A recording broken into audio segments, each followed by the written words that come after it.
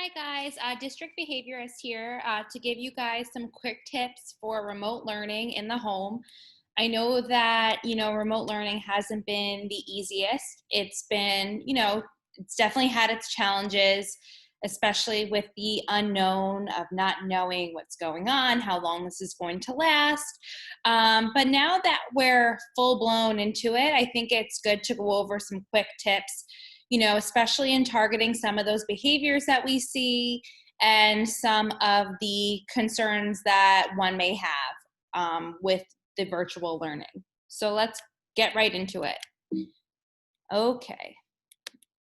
All right, so the first quick tip is workspace setup. I cannot stress this enough. I think it's really important to have an area set up in your home where that is the designated work area. I say that because, like we're in school and, everyone has their desk, everyone um, has their designated area where they know that they're going to do work.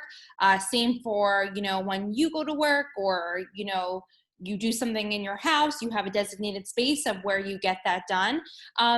The same goes for our learners. It's really important to have a designated area where it's the same every day. There's really minimal distractions.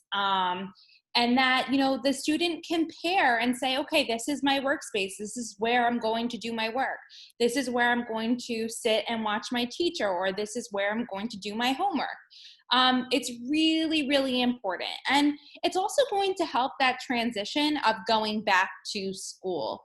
For students who are laying on the couch, they're watching TV while they're trying to attend the Zoom, that's not really the best way, and it's not the most effective. I know personally, if I have the TV on and I'm trying to do a Zoom call and I'm laying on my couch, it's really hard for me to focus. So can you only imagine what it's like for our learners? And this is learners of all ages. I know that I personally can't focus when there's lots of sounds going on. The same thing for our learners. So, not to say that we want to set up our kids in these little cubicles. We just want to make sure that there's a space for them, whether it be the kitchen table, you have a desk, have your child just sit in the chair, get used to sitting in a chair in a seated area, the same part of the room, to attend to that learning work time. And you also want to make sure that you're removing all the toys and preferred items away from that work area. I mean, I know that if I had, my cell phone around while I was at work, or my, trying to think of something, or, my dog was constantly bringing toys to me, it would become very distracting. So it's really important that you kind of clear that space area so that you're decreasing that, distraction, and you're promoting that on-task behavior. Like I said, if my phone was next to me the entire time, I would be checking it, and it would be really hard for me to focus on, the task at hand. And the same concept goes for our learners. In a lot of webinars, will describe kids as tiny humans, and they are. So think about some of the habits that you may have. Think about some of the distractions that you might have. The same goes for these kids. So really be mindful of that. That workspace setup is going to be your top priority. Okay, quick tip number 2, beware of the level of prompting. So I see this one a lot, and it's a really hard habit to break. Of course, we want our learners to get our answers right. We want them to be these smart kiddos. We want them to, ace everything, get everything right, no problems here, completely compliant. But that's not really the best way. First of all, how many of you have learned from mistakes? That's a really important thing to learn from. And I think we need to allow our kids to make mistakes so that we can teach them and correct them, and that they can tolerate not being right. So it's extremely important to give our learners the opportunity to respond to whatever directive the teacher is asking before we automatically jump in. And also, when you automatically jump in and prompt that response, you're taking away that child's independence. So eventually, after, lots of different scenarios where you're jumping in and giving your child the correct response, your child is going to learn that, okay, I don't need to respond because my parent or caregiver is going to answer for me. So it's really easy to fall into that trap of prompting because, of course, I don't blame you. You want your kids to get, the answers right. I want them to get the answers right. But at the same time, we have to think about under what conditions. If we're constantly prompting, we're giving up that independence and we're not teaching our kids that it's okay to make a mistake. And that's a really important life skill. So prompting is used to encourage the desired response from a learner.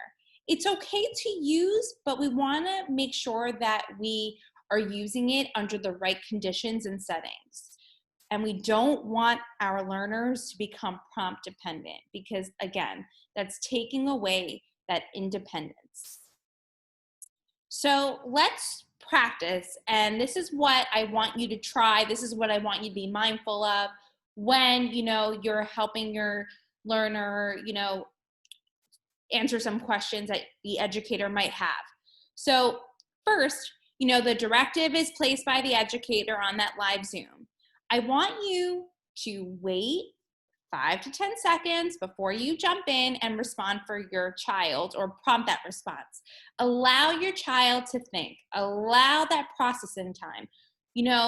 These kids have a lot of knowledge, and we want to give them the opportunity to express what they know. So allow it. The student responds. And, the student may be right. So if the student is right, we provide that praise. Great job. I love how you answered. If the student is incorrect, that is okay. That is what learning is all about. If we always got everything right, then were we really learning? I don't think so. So it's important to allow mistakes to happen. I've seen a significant increase in students who really have difficulty tolerating getting an answer wrong. And I obviously don't have the data to support it, but I do believe that prompting is, partially some of the cause of that. So the student is incorrect, and that is okay. Then we're going to have the teacher, correct the student and place that same directive again. So you're going to wait 3 to 5 seconds. And if the student does not respond, I don't want you to provide that verbal prompt, but I want you to provide that gestural prompt. I want you to be able to point to the correct answer without giving that verbal prompt. Try your best. There are going to be some cases where you're going to need to provide that verbal prompt, but in most cases, use the gestural first. And I say that because the verbal prompt is extremely difficult to fade out. So once that learner becomes, used to hearing that verbal cue, it's going to be a really hard habit to break. It's easier to fade out that point than it is to fade out that verbal prompt. I hope that makes sense. So really, your goal is to wait and give that learner the opportunity to respond to the question. And again, it is okay if they are incorrect.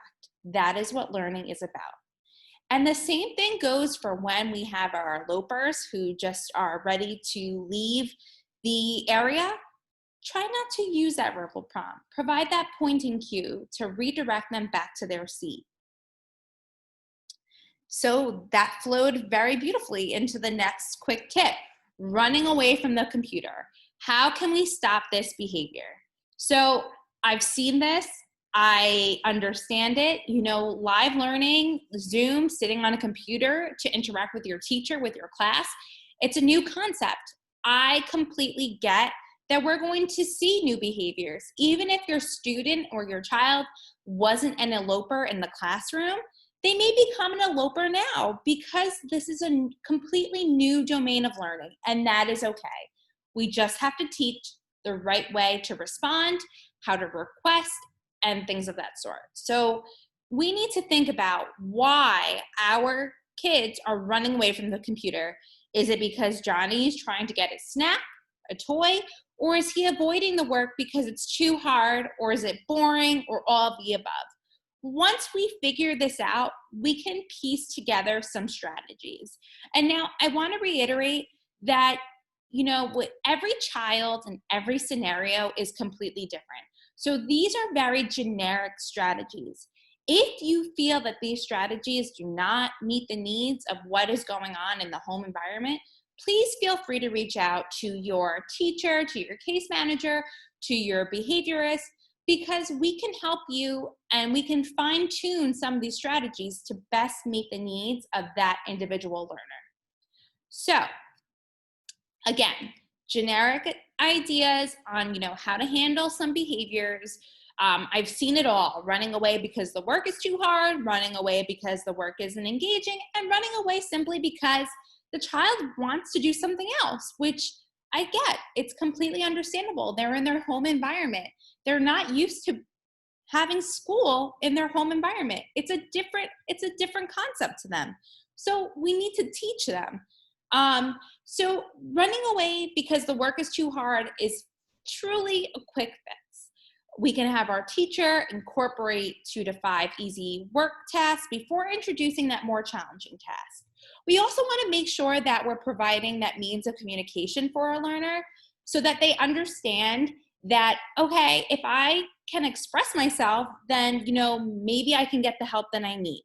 So teaching, the kids to use words such as, the work is hard, they need help, I don't know what I'm doing, things of that sort. And listen, this is not just for, a self-contained classroom. This is everywhere. Every child struggles with challenging work. They don't want to do it. It's hard. It hurts their self-esteem. It's important to give them the tools that they need to communicate and let the teacher know the work is hard. I'm struggling. And I think that with using these just 2 strategies, I think you'll see a tremendous difference in the on-task behavior. Okay. Running away because the work isn't engaging. I have seen this one too. The work is boring. I'm done. We've done the same thing every day. I need something different. I totally get it. I'm sure you get it, and the teachers get it. It's not fun doing the same thing every day. It's not fun, watching a lecture for 45 minutes. It's just not. So we need to be mindful and understand how our kids learn, why they learn the way they learn, and what makes it fun for them. So your teacher can incorporate, engaging work materials and preferred modes of learning. So the teacher can incorporate some interactive games, music, depending on what the learner likes. And then we can remind, our student of breaks, utilizing some type of schedule or, visual support to prompt when that child is getting his or her next break. Okay, so we just have this one activity and then you can get a break for 5 minutes, or we're going to do 3 activities and then you get a break for 5 minutes. Whatever, works best for your child. And then we have running away to gain access to a preferred item. So a great strategy is having the teacher start with something that's, moderately preferred. This will compete with that motivation to want to gain some type of preferred item.